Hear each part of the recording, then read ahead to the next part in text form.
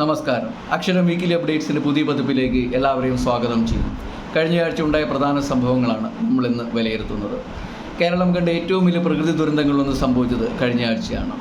വയനാട്ടിലെ ചൂരൽമല, മേപ്പാടി, മുണ്ടക്കൈ പ്രദേശങ്ങളിലുണ്ടായ അതിഭീകരമായ ഉരുൾപൊട്ടലിൽ 300-ലധികം ആളുകളാണ് ഇതുവരെ കൊല്ലപ്പെട്ടത്. 200-ലധികം പേരെ ഇനിയും കണ്ടെത്താനുണ്ട്.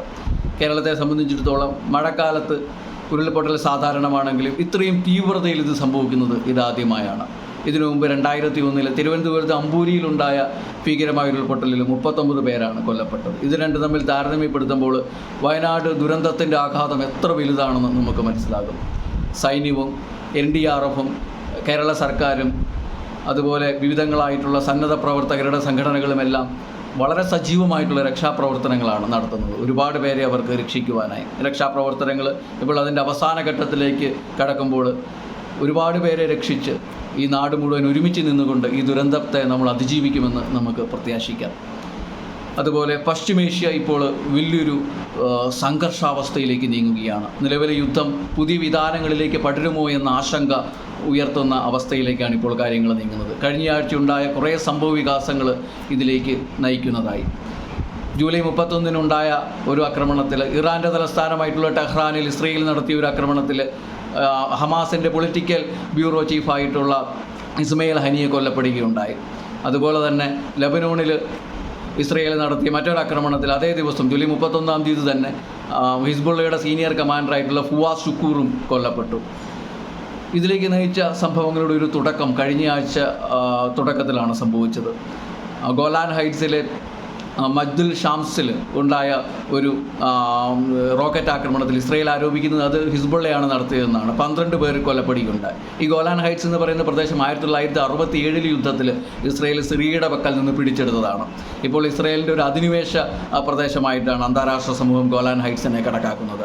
അവിടെ ഡ്രൂസ് എന്ന മതവിഭാഗത്തിൽ പെടുന്ന അറബ് വംശജരാണ് കൂടുതലായിട്ടും വസിക്കുന്നത്. അവർക്ക് ഭൂരിപക്ഷം പേർക്കും ഇസ്രയേലി പൗരത്വമില്ല. 12 പേര് കൊല്ലപ്പെട്ടതിൽ ഭൂരിപക്ഷവും കുട്ടികളാണ്. ഒരു ഫുട്ബോൾ ഗ്രൗണ്ടിലാണ് ഈ റോക്കറ്റ് പതിച്ചത്. കുട്ടികളായിരുന്നു കൂടുതൽ പേര് കൊല്ലപ്പെട്ടത്. അപ്പോൾ ഇതിന് പ്രതികാരം ചെയ്യുന്ന ഇസ്രയേൽ പ്രധാനമന്ത്രിയായിട്ടുള്ള ബെഞ്ചമിൻ നെതന്യാഹു പ്രഖ്യാപിക്കുകയും അതിൻ്റെ പിറ്റേ ദിവസം 31 ആക്രമണത്തിൽ ഫുവാസ് ഷുക്കൂർ കൊല്ലപ്പെട്ടത്. അതേ ദിവസം തന്നെയാണ് ഇസ്മയിൽ ഹനിയ, ഹമാസിൻ്റെ പൊളിറ്റിക്കൽ ബ്യൂറോ ചീഫ്, അല്ലെങ്കിൽ അന്താരാഷ്ട്ര തലത്തിൽ ഹമാസിൻ്റെ മുഖമായിട്ടുള്ള ഈ പീസ് നെഗോഷിയേഷനെ എല്ലാം മുന്നോട്ട് നയിക്കുന്ന, അതിൽ ഹമാസിൻ്റെ പ്രതിനിധിയായിട്ട് പങ്കെടുക്കുന്ന ഇസ്മയിൽ ഹനിയെ കൊല്ലപ്പെട്ടത്. ഇത് ഇറാനെ സംബന്ധിച്ചിടത്തോളം വലിയ നാണക്കേടാണ്. അവരുടെ പുതിയ പ്രസിഡൻ്റായിട്ട് സ്ഥാനമേറ്റെടുത്ത മസൂദ് പെസസ്ക്യാൻ്റെ സ്ഥാനാരോഹണ ചടങ്ങിൽ പങ്കെടുക്കുവാൻ സ്റ്റേറ്റിൻ്റെ അതിഥിയായിട്ട് എത്തിയതായിരുന്നു ഇസ്മയിൽ ഹനിയ. ഇറാൻ്റെ supreme leader Ayatollah Ali Khomeini ഇതിന് പ്രതികാരം ചെയ്യുമെന്ന് പ്രഖ്യാപിച്ചിട്ടുണ്ട്.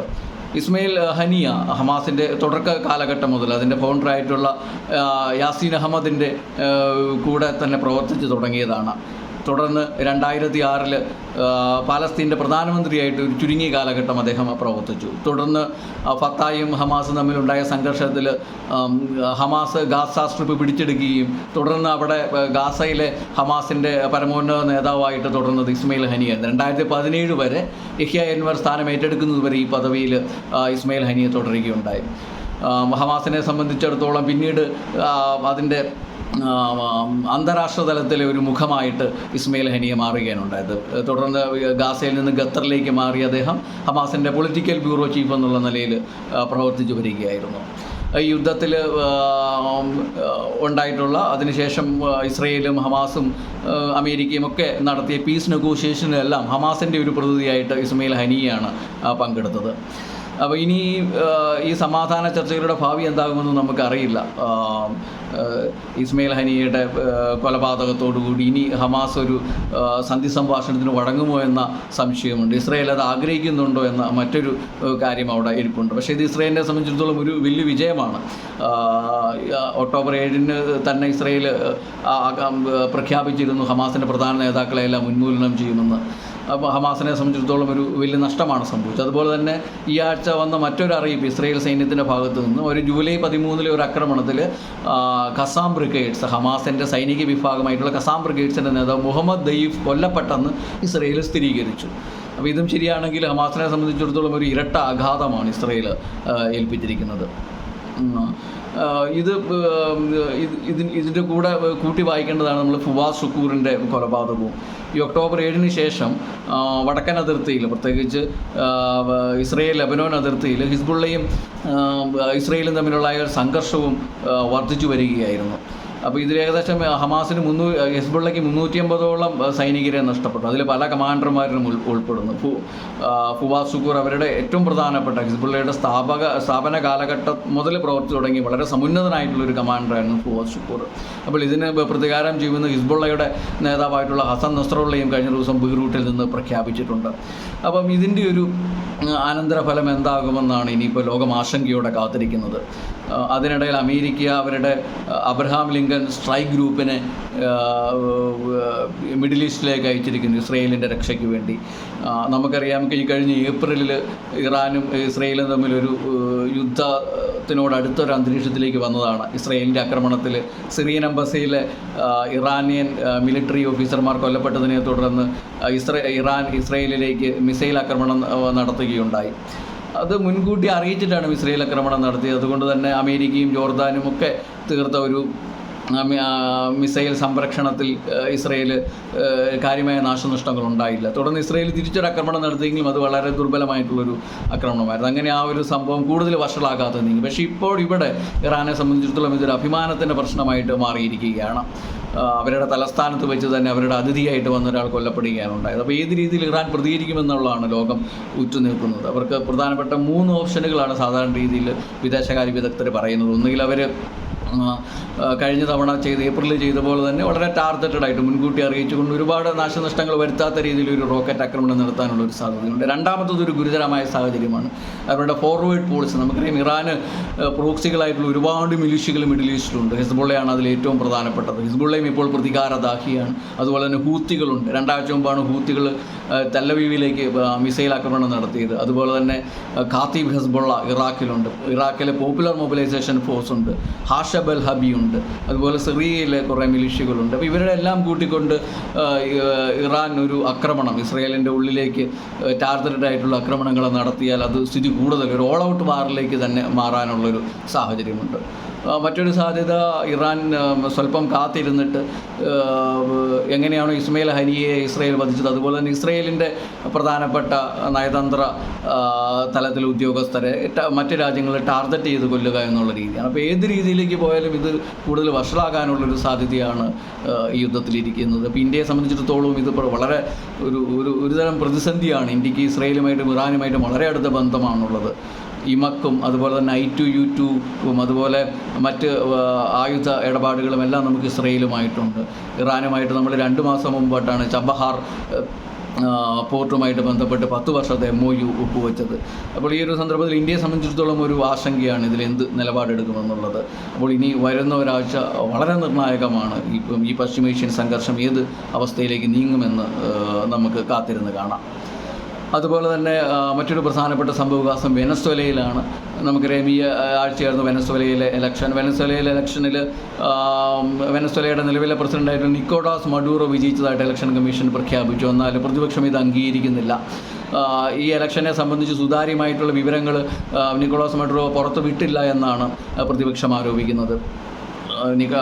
ഹൂഗോ ചാവേസിന് ശേഷം 2013 മുതൽ നിക്കോളാസ് മഡൂറോയാണ് വെനസ്വേലയെ ഭരിക്കുന്നത്. വെനസ്വേല അതിനുശേഷം വളരെ, പ്രത്യേകിച്ച് ഓയിലിൻ്റെ ഒക്കെ വിപണിയിലുണ്ടായ ആഘാതം ഓയിലിനെ ഡിപ്പെൻഡ് ചെയ്യുന്ന വെനസ്വേലയെ വളരെ സാരമായിട്ട് ബാധിക്കുകയും വെനസ്വേലയുടെ സാമ്പത്തിക അവസ്ഥ വളരെ അരക്ഷിതാവസ്ഥയിലേക്ക് നീങ്ങുകയും ഒരുപാട് ആളുകൾ, ഏകദേശം 70 ലക്ഷത്തിലധികം ആളുകൾ അവിടുന്ന് പലായനം ചെയ്യുകയും ചെയ്യുന്ന ഒരു അവസ്ഥയൊക്കെ ഉണ്ടായി. അപ്പോൾ ഈ തവണ ഒരു ശക്തമായിട്ടുള്ളൊരു പ്രതിപക്ഷമായിരുന്നു നിക്കോളാസ് മഡൂറോയ്ക്ക് ഉണ്ടായിരുന്നത്. എഡ്മണ്ടോ ഗോൺസാലോസ് എന്നുള്ളൊരു സീനിയർ റിട്ടയർഡ് ഡിപ്ലോമാറ്റായിരുന്നു അദ്ദേഹത്തിനെതിരെ നിന്നത്. പക്ഷേ യഥാർത്ഥത്തിലുള്ളൊരു പ്രതിപക്ഷ നേതാവ് എന്ന് പറയുന്നത് മരിയ കൊറീനോ മച്ചാഡോ എന്ന വനിതയാണ്. ശരിക്കും അവർ പ്രസിഡൻഷ്യൽ സ്ഥാനത്തേക്ക് മത്സരിക്കാൻ ഉണ്ടായിരുന്നെങ്കിലും വെനസ്വേലയുടെ സുപ്രീം കോടതി അവിടെ വിലക്കുകയാണ് ഉണ്ടായത്. ഈ ഇലക്ഷന് മുമ്പ് നടന്ന എക്സിറ്റ് പോളിലും പ്രഡിക്ഷനിലുമെല്ലാം എഡ്മണ്ട ഗോൺസാലസ് പ്രതിപക്ഷ സ്ഥാനാർത്ഥി ജയിക്കുമെന്നാണ് പറഞ്ഞിരുന്നത്. പക്ഷേ അപ്രതീക്ഷിതമായിട്ട് നിക്കോളാസ് മഡൂറോയാണ് വിജയത്തിലേക്ക് എത്തിയത്. ഇപ്പോൾ പ്രതിപക്ഷം വലിയ പ്രക്ഷോഭങ്ങൾക്ക് ആഹ്വാനം ചെയ്തിട്ടുണ്ട് വെനസ്വേലയിൽ. അതുപോലെ തന്നെ സൗത്ത് അമേരിക്കയിലെ പല രാജ്യങ്ങളുമെല്ലാം നിക്കോളാസ് മഡൂറോയുടെ ഈ ഇലക്ഷനെ സംബന്ധിച്ചുള്ള സുതാര്യമായിട്ടുള്ള വിവരങ്ങൾ പുറത്തു വിടണമെന്ന് ആവശ്യപ്പെട്ടിട്ടുണ്ട്. പക്ഷേ അദ്ദേഹം ഇതുവരെ അത് ചെയ്തിട്ടില്ല. അപ്പോൾ വെനസ്വേലയുടെ രാഷ്ട്രീയം ഇനി ഏത് രീതിയിലേക്ക് പോകുമെന്നും ഒക്കെ ഉള്ളത് നമുക്ക് കാത്തിരുന്ന് കാണാം. അതുപോലെ തന്നെ വിയറ്റ്നാമിൽ പുതിയ കമ്മ്യൂണിസ്റ്റ് പാർട്ടി സെക്രട്ടറി ആയിട്ട് തോലാം സ്ഥാനമേറ്റത്. നിലവിലെ പ്രസിഡൻ്റാണ് തോലാം. നമ്മൾ നേരത്തെ ചർച്ച ചെയ്തതാണ് വിയറ്റ്നാമിൻ്റെ 13 വർഷമായിട്ട് അത് കമ്മ്യൂണിസ്റ്റ് പാർട്ടിയുടെ സെക്രട്ടറി ആയിരുന്നിട്ടുള്ള ഫ്യൂ ത്രോങ് 1 മാസം മുമ്പാണ് മരിച്ചത്. അപ്പോൾ അതിന് ശേഷമാണ് ഇപ്പോൾ ഈ പരമോന്നത പദവിയിലേക്ക് കമ്മ്യൂണിസ്റ്റ് പാർട്ടിയുടെ സെക്രട്ടറിയാണ് വിയറ്റ്നാമിൻ്റെ പരമോന്നത നേതാവായിട്ട് കണക്കാക്കുന്നത്. ആ ഒരു സ്ഥാനത്തേക്ക് തോലാം എത്തുന്നത്. അദ്ദേഹം ഫ്യൂ ത്രോങ്ങിൻ്റെ നിലപാടുകൾ തന്നെ തുടരാനാണ് സാധ്യത. ഇപ്പോൾ അമേരിക്കയുമായിട്ടും ചൈനയുമായിട്ടും സമദൂര നിലപാട് സ്വീകരിക്കുന്ന ഒരു ബാംബു ഡിപ്ലോമസി തുടരാനാണ് സാധ്യത. അതുപോലെ തന്നെ അഴിമതിക്കെതിരായിട്ട് ഫ്യൂ ത്രോങ് തുടങ്ങി വെച്ച കുരിശ് യുദ്ധവും തോലാം തുടർന്നു കൊണ്ടുപോകുമെന്ന് പ്രതീക്ഷിക്കുന്നു. അതുപോലെ തന്നെ മറ്റൊരു പ്രധാനപ്പെട്ട സംഭവം കഴിഞ്ഞ ആഴ്ച നടന്നത് കമല ഹാരിസ് ഔദ്യോഗികമായിട്ട് ഡെമോക്രാറ്റിക് പാർട്ടിയുടെ പ്രസിഡൻഷ്യൽ സ്ഥാനാർത്ഥിയായിട്ട് മാറി എന്നുള്ളതാണ്. ഓൺലൈനായിട്ട് നടന്ന ഒരു കോൺഫറൻസിലാണ് ഡെമോക്രാറ്റിക് ഡെലിഗേറ്റ്സുകൾ ഒന്നടങ്കം കമല ഹാരിസിന് വേണ്ടി വോട്ട് ചെയ്യുകയും അങ്ങനെ ഓഗസ്റ്റിൽ നടക്കാൻ പോകുന്ന കൺവെൻഷന് മുമ്പ് തന്നെ കമല ഹാരിസ് ഡെമോക്രാറ്റിക് പാർട്ടിയുടെ ഔദ്യോഗിക സ്ഥാനാർത്ഥിയായിട്ട് മാറുകയും ചെയ്തു. അങ്ങനെ ഡൊണാൾഡ് ട്രംപിൻ്റെ എതിരാളി ആരാണെന്ന് ഇപ്പോൾ സുനിശ്ചിതമായി. ഇനിയിപ്പോൾ എല്ലാവരും കാത്തിരിക്കുന്നത് അടുത്തയാഴ്ച മിക്കവാറും പെൻസിൽവാനിയയിൽ വെച്ച് നടക്കുന്ന പ്രചാരണ ചടങ്ങിൽ വെച്ച് കമലാ ഹാരിസ് അവരുടെ വൈസ് പ്രസിഡൻഷ്യൽ സ്ഥാനാർത്ഥി ആരാണെന്ന് പ്രഖ്യാപിക്കും. അതാരാന്ന് കാണുവാനുള്ളൊരു മനസ്സിലാക്കുവാനുള്ളൊരു ആകാംക്ഷയിലാണ് എല്ലാവരും. അടുത്തയാഴ്ച നമുക്ക് അതിലേക്കായിട്ട് കാത്തിരിക്കാം. ഇനി നമുക്ക് ദേശീയ തലത്തിലേക്ക് വരുമ്പോൾ വളരെ പ്രധാനപ്പെട്ട വളരെ സുപ്രധാനമായിട്ടുള്ളൊരു സുപ്രീം കോടതി വിധി ഉണ്ടായത് കഴിഞ്ഞ ആഴ്ചയാണ്. ഒരു പക്ഷേ 1990 മണ്ഡൽ കമ്മീഷന് ശേഷം സംവരണ തലത്തിലെ ഏറ്റവും പ്രധാനപ്പെട്ട ഒരു നീക്കമായിരുന്നു അത്. അതുപോലെ തന്നെ ഇന്ദിരാ സാഹ്നി ജഡ്ജ്മെൻറ്റിന് ശേഷം സംവരണത്തിലെ ജൂറിസ്പ്രുഡൻസിലെ നയാമികതയിൽ ഒരു മൈൽ സ്റ്റോൺ എന്ന് വിശേഷിപ്പിക്കപ്പെടാവുന്ന ഒരു ജഡ്ജ്മെൻറ്റാണ് സുപ്രീം കോടതിയിലെ 7 അംഗ ബെഞ്ച് കഴിഞ്ഞ ആഴ്ച പുറപ്പെടുവിച്ചത്.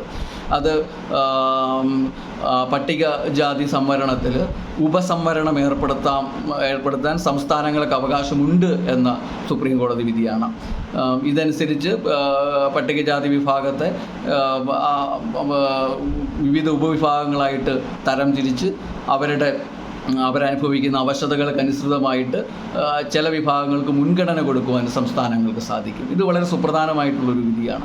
നമുക്കറിയാം ഭരണഘടനയുടെ ആർട്ടിക്കിൾ 341 അനുസരിച്ച് പ്രസിഡൻറ്റിനാണ് പട്ടികജാതി വിഭാഗങ്ങളുടെ ലിസ്റ്റ് പ്രസിദ്ധീകരിക്കാനും അതിൽ മാറ്റങ്ങൾ വരുത്താനുമുള്ള ഒരു അവകാശം. പ്രസിഡൻ്റ് എന്ന് പറഞ്ഞു കഴിഞ്ഞാൽ കേന്ദ്ര സർക്കാർ പാർലമെൻ്റ് എന്ന് നമ്മൾ മനസ്സിലാക്കണം. ഇത് ഒരു നീണ്ടു നിൽക്കുന്ന ഒരു വ്യവഹാരത്തിൻ്റെ സുപ്രീം കോടതി വ്യവഹാരത്തിൻ്റെ ഫലമായിരുന്നു അത്. 1975 പഞ്ചാബ് സർക്കാർ ബാൽമീകികൾക്കും മസാബി സിഖുകൾക്കും SC കാറ്റഗറിയിൽ പ്രിഫറൻഷ്യലായിട്ടുള്ള മുൻഗണനാ സംവരണം കൊടുത്തുകൊണ്ടൊരു നിയമം പാസ്സാക്കുന്നത്. അതുപോലെ തന്നെ 1999 ആന്ധ്രാപ്രദേശ് സർക്കാർ SC വിഭാഗത്തെ ABCD എന്നീ 4 കാറ്റഗറികളായിട്ട് തിരിച്ച് അവരുടെ അവശതകൾക്കനുസരിച്ച് അവർക്ക് മുൻഗണനാ തലത്തിൽ സംവരണം നൽകിയിട്ടുണ്ട്. അതുപോലെ തന്നെ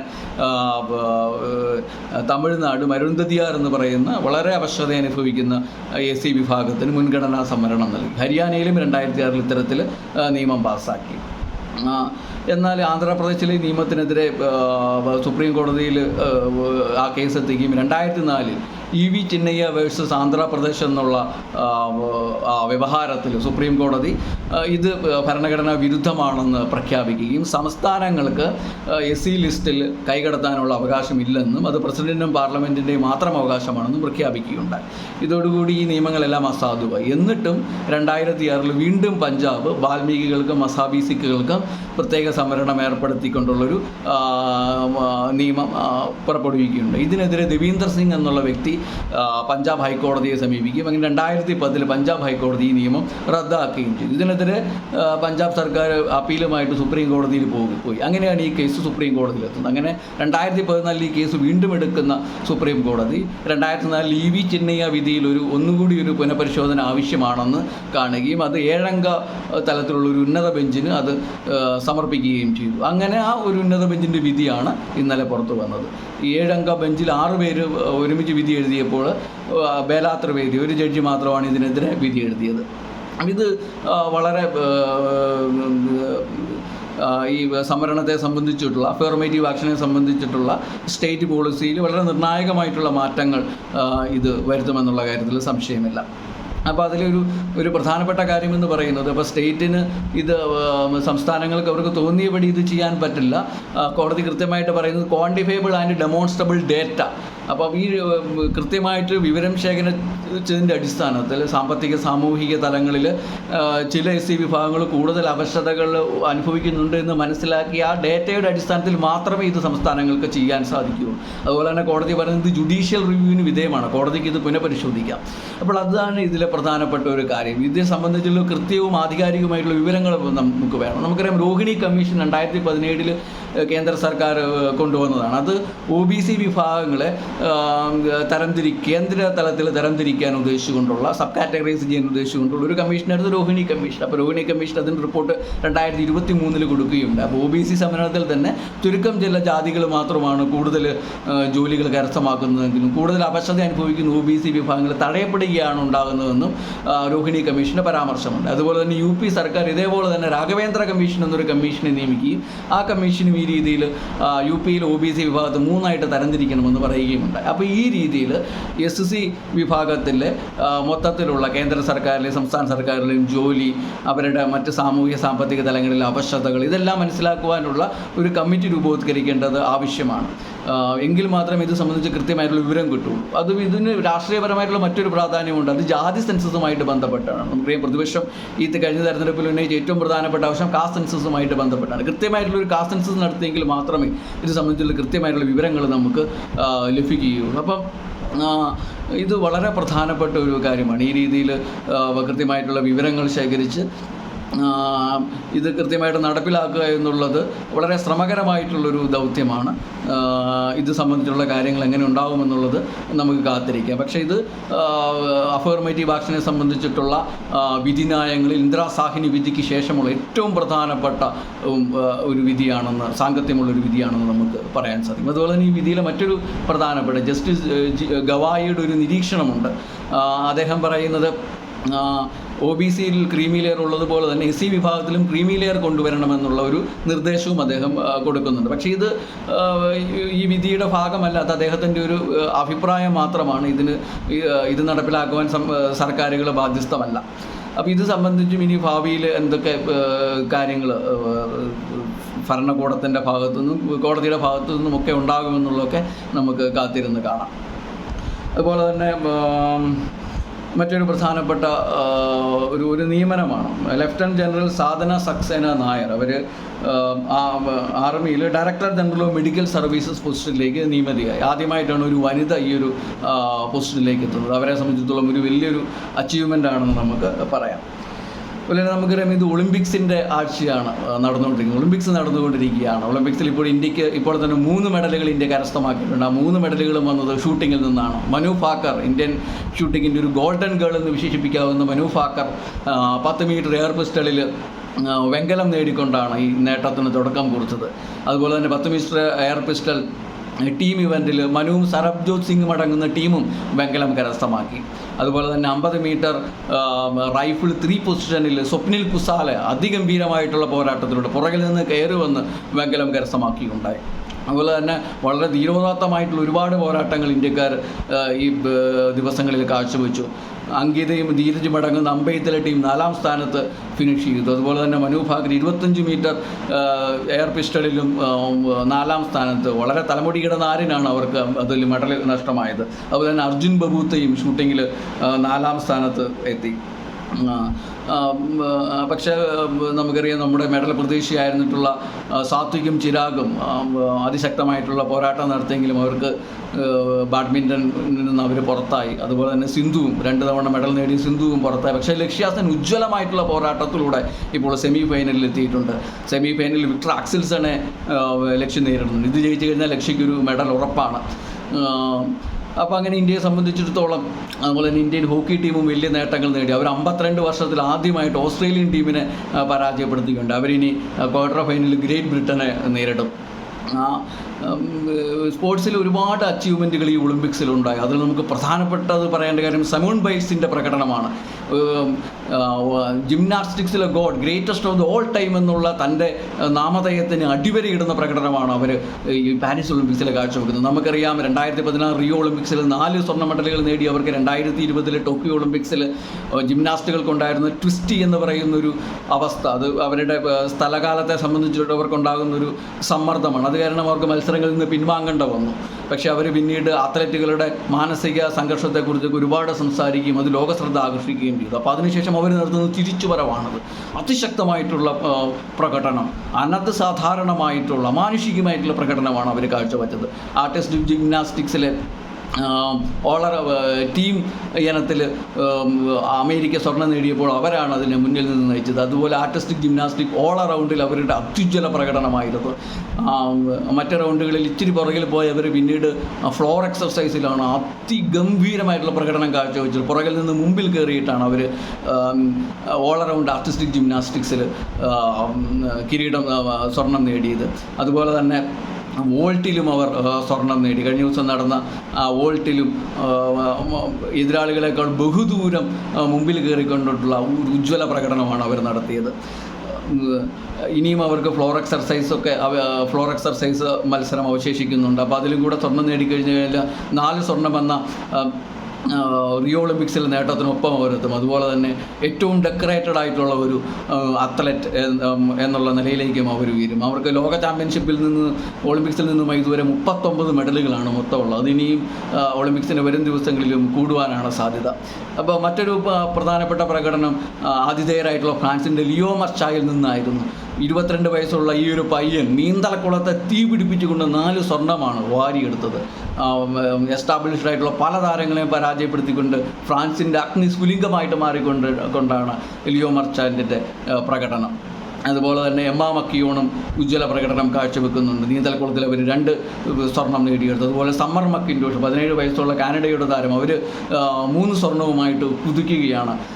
അതുപോലെ അരിയാന ടിറ്റ്മസ് ഒക്കെ മികച്ച പ്രകടനം കാഴ്ചവെച്ചു. അതുപോലെ തന്നെ കഴിഞ്ഞ ദിവസം നടന്ന വനിതകളുടെ 100 മീറ്റർ ഓട്ടത്തിൽ ജൂലിയൻ ആൽഫ്രഡ്, സെൻറ്റ് ലൂസി എന്ന കൊച്ചു രാജ്യത്തിൽ ജൂലിയൻ ആൽഫ്രഡ് അമേരിക്കയുടെ ഷക്കാരി റിച്ചാർഡ്സിനെ പരാജയപ്പെടുത്തിക്കൊണ്ട് 100 മീറ്ററിൽ ഒന്നാമതെത്തി. അപ്പോൾ അങ്ങനെ നേട്ടത്തിൻ്റെയും പുതിയ ഉയരങ്ങളിൽ എത്തിക്കൊണ്ട് ഒളിമ്പിക്സ് കുതിക്കുകയാണ്. അതോടൊപ്പം നമ്മുടെ ഇന്ത്യയും പുതിയ നേട്ടങ്ങളിലേക്ക് എത്തുമെന്ന് നമുക്ക് പ്രതീക്ഷിക്കാം.